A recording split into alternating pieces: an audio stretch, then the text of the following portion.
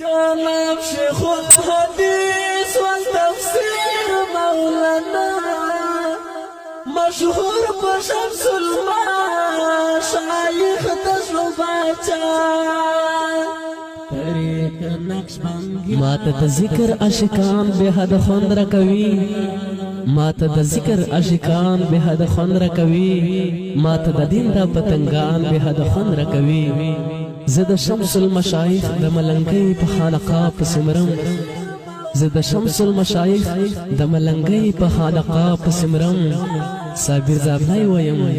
د ګلان به حد خوند راکوي صابر زابلای ویم د ګلان به حد خوند راکوي به حد خوند راکوي په اواز د محترم ورور عصمت الله ثاني او شاعر د محترم صابر زابلای والسلام. جناب شيخ الحديث والتفسير مولانا مشهور بشمس المشايخ تجرباتا طریق نقشبندیا جانانی رهنما خلیفہ دین محمد کامل ولی اللہ عجیب شان کمال ورکڑی پر سبحان عجیب شان کمال ورکڑی پر سبحان عجیب شان کمال ورکڑی پک سبحان عجیب شان کمال ورکڑی پک سبحان دیر زړونه یې ګړ جلب پوښت مصطفی خلیفة محمد کامل ولی الله جناب شیخ الحدیث والتفسیر مولانا مشهور بشمس المشايخ تجرباتا طریق نقشبندیا جانانی رهنما خلیفہ دین محمد کامل ولی اللہ نړۍ عاشقان بشمار یې موریدان نړۍ عاشقان بشمار یې موریدان نړۍ عاشقان بشماری موریدان نړۍ عاشقان بشماری موریدان تنظر شغلي پورتا اسمان تا پورسا خلیفة محمد کامل ولی الله جناب شیخ الحدیث والتفسیر مولانا مشهور بشمس المشايخ تجرباتا طریق نقشبندیا جانانی رهنما خلیفہ دین محمد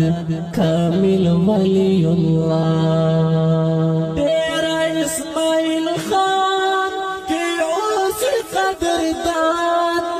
تیرا اسماعیل خان کی اوس قدردان تیرا اسماعیل خان کے اوسی قدردان تیرا اسماعیل خان کے اوسی قدردان ہر اندامینون جاری دبکلا خلیفة محمد کامل ولی اللہ جناب شیخ الحدیث والتفسیر مولانا مشهور بشمس المشايخ تجرباتا طریق نقشبندیا جانانی رهنما خلیفہ دین محمد کامل ولی اللہ بس فورز مبتلا حدیثو کے اشنا بس فورز مبتلا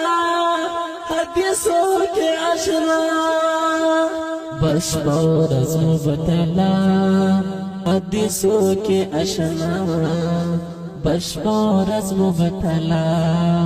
حدیثوں کے اشنا یا رب الہی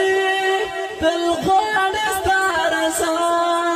خلیفہ بن محمد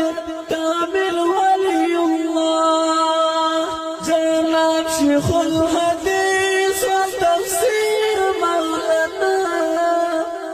مشہور بشمس الماء شایخ تجربہ ترے کا نقش بندیا جانانی رہنما خلیفہ دین محمد کامل ولی اللہ دا علم پا گلشن کی غلام طالبان ستوری دا علم پا گلشن کی غلام طالبان ستوری علم پا گلشن کے غلام طالبان ستوری دا علم پا گلشن کے غلام طالبان ستوری دریم نور دا عرفان اخلی زلیگی پر سما